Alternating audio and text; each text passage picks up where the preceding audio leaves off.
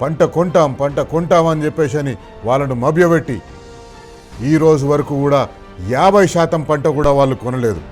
లెక్కలు మాత్రం పెద్ద పెద్ద లెక్కలు చెప్తారు. ఇన్ని పంటలు ఉన్నాం, ఇన్ని మెట్రిక్ టన్నుల పంట కొన్నాం. తెలంగాణలో పండింది 141 లక్షల మెట్రిక్ టన్నులు అయితే మేము ముందు 90 లక్షల మెట్రిక్ టన్నులు కొంటామన్నారు. 90 లక్షల మెట్రిక్ టన్నులు 70 లక్షలకు తగ్గించిండ్రు. 70 లక్షలకు కొంటామని చెప్తున్న 70 లక్షల మెట్రిక్ టన్నుల పంటని ఈ రోజు వరకు కూడా 40% మించి కొనలేదు. వీళ్ళు లెక్కలు చెప్తున్నారు మేము 80% కొన్నామని. 80% ఒకవేళ మీరు పంట కొని ఉంటే ఈరోజు తెలంగాణలో ఇంత వరి ఎక్కడ, ఎందుకు రోడ్ల మీద ఉంటుంది, ఎందుకు కాంటాల దగ్గర ఉంటుంది, ఎందుకు మార్కెట్ యార్డులలో ఉంటుంది? ప్రజలను మాయమాటలు చెప్పి ఎన్నికల్లో గెలిచి మోసం చేసినంత ఈజీ కాదు. ఈరోజు రైతులు పడుతున్న కష్టాలు, రైతుల పంట నీట మునిగిపోతుంటే చూస్తూ ఊరుకున్న ఈ ప్రభుత్వాన్ని బరాబర్ అడగాలి.